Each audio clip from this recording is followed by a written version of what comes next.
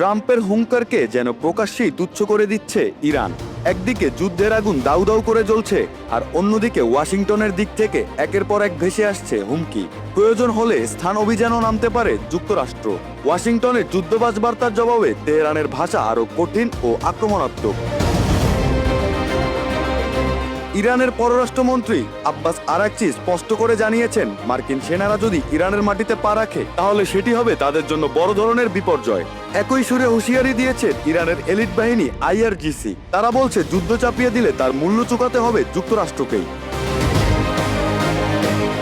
পারস্য সমুদ্রে যুদ্ধজাহাজ আর কূটনীতির টেবিলে চাপ সৃষ্টি করে দুদিক থেকেই ইরানকে কোণঠাসা করার চেষ্টা করছে ওয়াশিংটন। কিন্তু তেহরানের প্রতিক্রিয়া বলছে, ভয় নয়, বরং সংঘাতের জন্য প্রস্তুতি এখন তাদের প্রধান বার্তা। সম্ভাব্য মার্কিন স্থল অভিযান আলোচনা যখন আন্তর্জাতিক মহলে জোরালো হচ্ছে, তখন ইরানের নেতৃত্ব তা উড়িয়ে দিয়ে বলছে, যদি যুদ্ধ সত্যি মাটিতে নামে তবে সেটিই হবে যুক্তরাষ্ট্রের জন্য সবচেয়ে বড় অশনি সংকেত। গণমাধ্যমে প্রচারিত এক সাক্ষাৎকারে আব্বাস আরাকচিকে প্রশ্ন করা হয়েছিল, মার্কিন স্থল অভিযানের সম্ভাবনা নিয়ে তিনি উদ্বিগ্ন কিনা। জবাবে তিনি বলেন, ইরান বরং সেই পরিস্থিতির জন্য প্রস্তুত। তিনি হুঁশিয়ারি দিয়ে বলেন, আমরা ভয় পাচ্ছি না, যদি তারা আসে সেটিই তাদের জন্য বড় বিপর্যয় হয়ে দাঁড়াবে।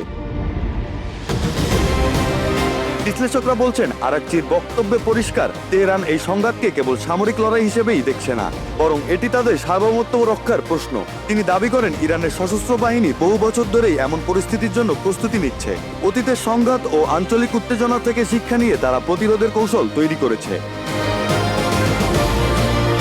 মাঠের লড়াইয়ের ক্ষেত্রে আরও কঠোর অবস্থান নিয়েছে IRGC।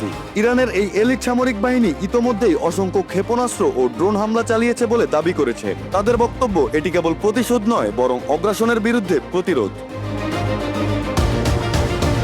IRGC জানায়, যুক্তরাষ্ট্র ও তাদের মিত্রদের হামলা ইরানের লাল দাগ অতিক্রম করেছে, তাই তাদের সামরিক প্রতিক্রিয়া অব্যাহত থাকবে।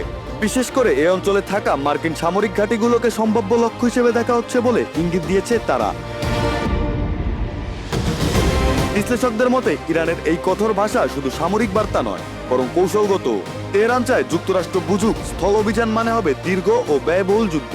ইরানের ভৌগোলিক অবস্থান, বড় সেনাবাহিনী এবং আঞ্চলিক মিত্রদের উপস্থিতি এমন সংঘাতকে আরো জটিল করে তুলতে পারে।